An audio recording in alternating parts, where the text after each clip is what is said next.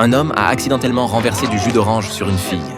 Il l'a alors invitée chez lui pour qu'elle puisse se changer. Mais au moment de se dire au revoir, Amy n'a pas pu se retenir et l'a embrassé. Après ce bref instant de tendresse, elle a dit à Jack de n'en parler à personne. Le soir, en regardant un film, Jack s'est rendu compte que la fille qu'il avait rencontrée le matin était en fait la méga star la plus en vue du moment, alors que lui n'était qu'un simple libraire. Ce rêve flou ne pouvait rester qu'enfoui dans son cœur. Mais le destin est souvent moqueur. Un jour, son colocataire lui a dit qu'une fille nommée Amy avait appelé à la maison quelques jours plus tôt. En entendant cela, Jack s'est empressé d'utiliser le numéro enregistré sur le téléphone fixe pour la rappeler. Même si Amy a attendu 3 jours avant d'avoir des nouvelles de Jack, elle l'a invité sans reproche à la rejoindre à l'hôtel.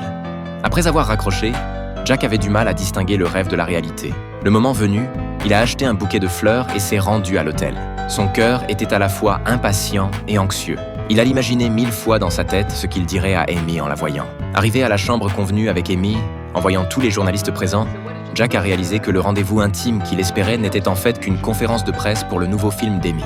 Avant même qu'il ne reprenne ses esprits, un membre du personnel lui a demandé qui il était, ce qui l'a rendu perplexe. Heureusement, Jack a improvisé une explication pour s'en sortir. Un journaliste à côté a remarqué son embarras et l'a taquiné sur le fait qu'il avait spécialement acheté des fleurs. Jack était un peu gêné. Craignant d'impliquer Amy, il a menti en disant que c'était pour sa grand-mère gravement malade.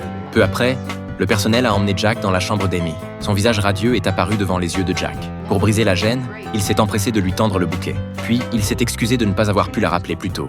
Mais à sa grande surprise, Amy l'avait invité uniquement pour s'excuser du baiser. Elle a dit qu'elle ne savait pas elle-même pourquoi elle avait eu cette pulsion, espérant que cela ne perturberait pas la vie de Jack. Ses paroles polies jusqu'à la froideur ont alourdi l'atmosphère. À ce moment-là, Jack a réalisé qu'il était présomptueux d'espérer une histoire d'amour avec une grande star. Finalement, pressé par l'agent, ils ont dû mettre fin à cette conversation brève mais interminable. C'est ainsi que Jack est sorti de la pièce, abattu. Le journaliste de tout à l'heure a remarqué quelque chose.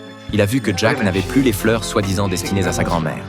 D'un air maussade, Jack a lâché « Ouais, cette garce me les a piquées ».